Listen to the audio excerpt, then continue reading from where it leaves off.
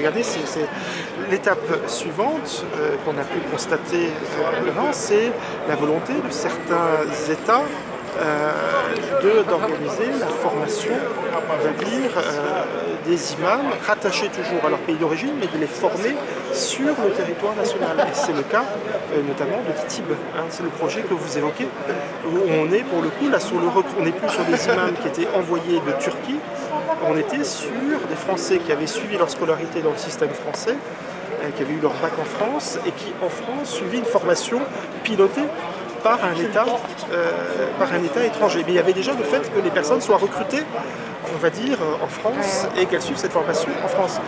C'est évidemment extrêmement important d'avoir une connaissance de la culture française, des mœurs françaises, des valeurs de la République. Donc c'était déjà un plus.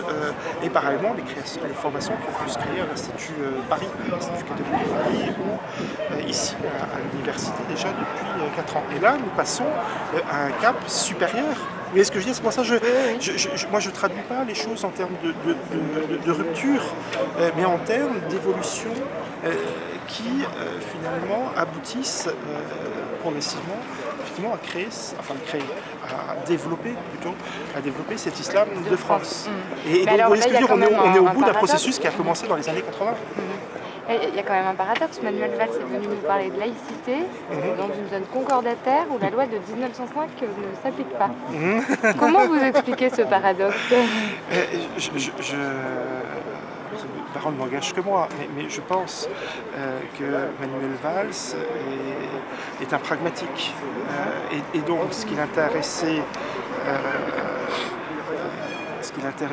après avoir annoncé dans le Conseil des ministres mercredi, c'est de voir, dans le cadre de la formation des imams et du dialogue interreligieux, qu'est-ce qui peut se construire, comment les choses peuvent se jouer.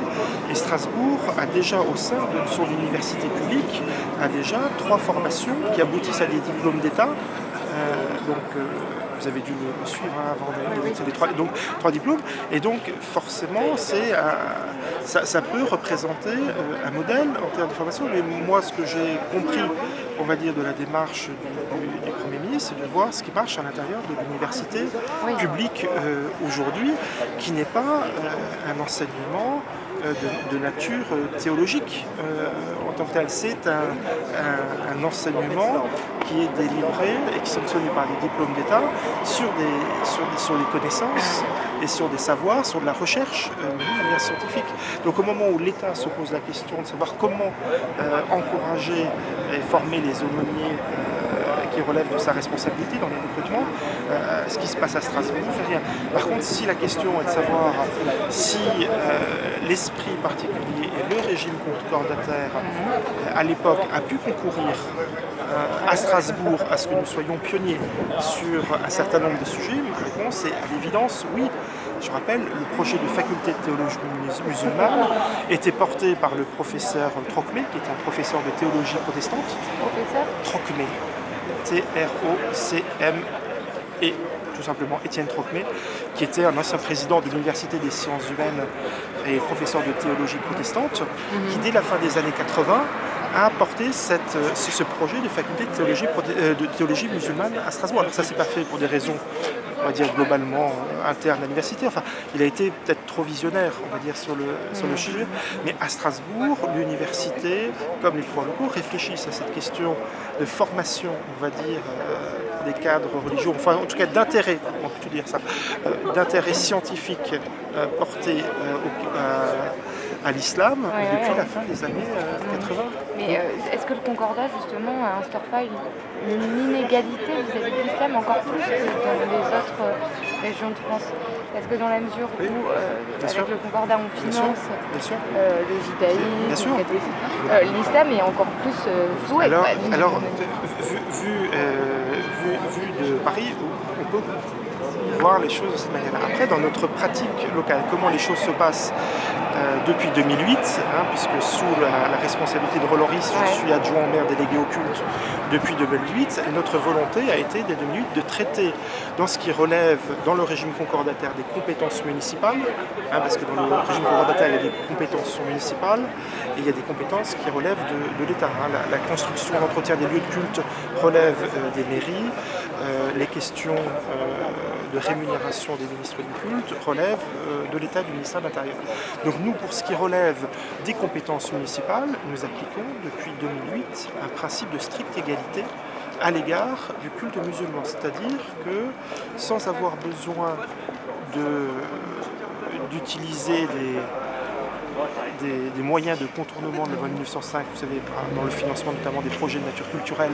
En France de l'intérieur, souvent on dit financer la partie culturelle des mosquées, pas la partie culturelle. Ici, effectivement, la collectivité ville de Strasbourg subventionne avec les mêmes grilles de subvention, avec les mêmes grilles selon la nature des travaux, les lieux de culte chrétiens, juifs et musulmans.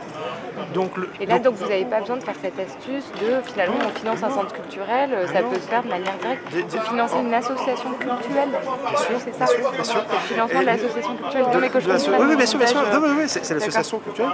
Donc depuis 2008, il y a une stricte application du principe d'égalité, c'est-à-dire que lorsque un lieu de culte musulman se retrouve, par exemple, à faire des travaux, on a une grille, je pourrais vous communiquer si ça vous intéresse, pour de la nature des travaux, je ne sais pas, lorsque c'est la toiture, c'est 50% subventionné, lorsque c'est les éléments de sécurité, c'est pareil, c'est 50%, lorsque c'est des éléments de décor, c'est 10%, quand c'est un instrument, pour les orgues, il n'y en a pas beaucoup parce que c'est la grille globale, et c'est cette même grille qui a été établie à l'origine pour les cultes reconnus, qui est appliquée dans les mêmes conditions au culte musulman, parce qu'il faut quand même un petit peu élargir, comme aux bouddhistes et aux orthodoxes. C'est-à-dire que nous avons sur Strasbourg un projet de pagode bouddhiste. On a posé la première pierre il y a 3-4 semaines, il y a un mois maximum, moins d'un mois, à la Robertso, où la collectivité, comme elle le fait pour tous les autres cultes, elle met à disposition de la communauté bouddhiste vietnamienne un terrain avec un bail amphithéotique, et c'est engagé à subventionner à hauteur de 10% le montant de la construction. Même chose pour l'église orthodoxe du patriarcat de Moscou. C'est plusieurs patriarcats, je ne sais pas si vous êtes très versé dans le... Non, je suis pas très... Donc on va dire l'église orthodoxe. Donc nous avons, pareil, mis à disposition un terrain pour permettre effectivement aux orthodoxes de construire leur culte. Donc l'enjeu de la politique pour nous, la politique cultuelle en direction des cultes à Strasbourg, a été de conjuguer le régime concordataire, qui est